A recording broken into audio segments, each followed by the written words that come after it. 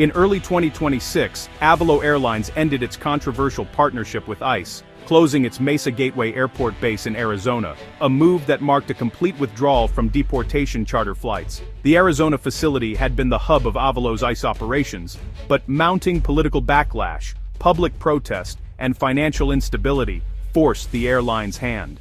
CEO Andrew Levy admitted the ICE program failed to deliver reliable revenue, and the reputational damage far outweighed any financial gain. By late 2025, Avelo was operating about 17% of ICE's charter flights, making its brand synonymous with deportations, a toxic association for a budget airline. The closure of the Mesa base was a public admission of defeat, driven by sustained public pressure, employee unrest, and a realization that the costs, financial, political, and social, were too high. Avelo learned a harsh lesson about the risks of aligning a consumer brand with divisive government policies.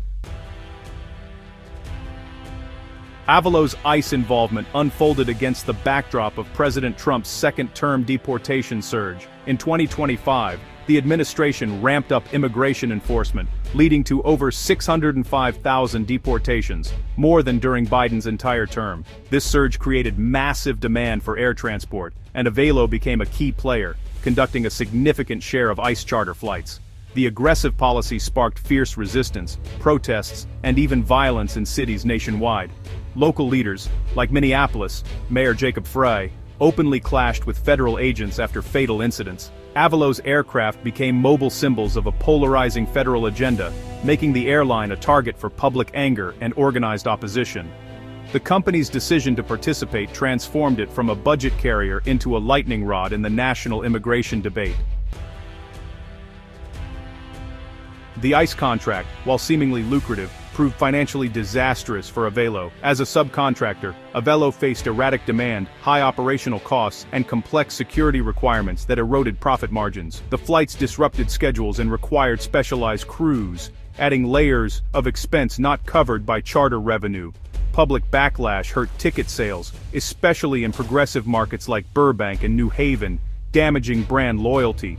Legislative threats in states like Delaware, including bills to strip tax incentives from airlines flying ICE charters, added further financial risk. The ICE contract became a toxic asset, forcing Avelo to cut its losses and sever ties. The financial fallout was a direct result of underestimating the true costs, both monetary and reputational, of the partnership. Public and internal opposition to Avelo's ICE flights was swift and relentless. Protests erupted at key airports, with advocacy groups confronting passengers and drawing national media attention. Online campaigns, like Gen Z for Change's fake job application tool, disrupted Avelo's recruitment for deportation crews. Billboards near airports urged travelers to just say Avelo, directly challenging the airline's public image. The Association of Flight Attendants (CWA), representing Avelo's cabin crew, condemned the ICE flights, citing safety concerns and involuntary assignments. Allegations surfaced that crews were discouraged from performing full safety checks, and that aircraft lacked modifications for safely evacuating restrained passengers. The combination of public protest, viral activism, and staff dissent made the ICE contract untenable for Avelo.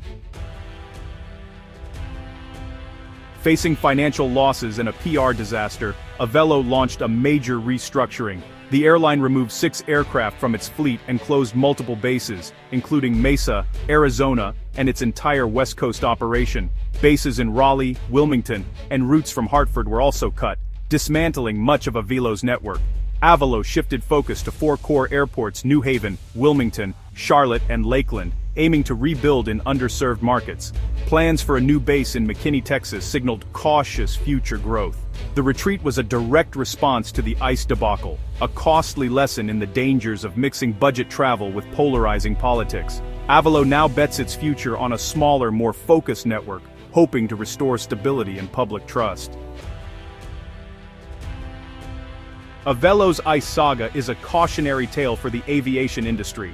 The airline's experience shows how quickly a consumer brand can be damaged by involvement in divisive government programs. Modern activism, protests, viral campaigns, and union dissent amplified the backlash, making the ICE contract a commercial disaster. Avelo, as a subcontractor, bore the brunt of public outrage, while other operators escaped scrutiny. The controversy sparked calls for greater transparency in government contracting and airport operations. Ultimately, Avelo's retreat was a surrender to overwhelming public and internal pressure, a stark warning for any company considering work tied to sensitive political issues. The lesson: in today's climate, aligning a public brand with divisive policies is a dangerous gamble with a company's very survival.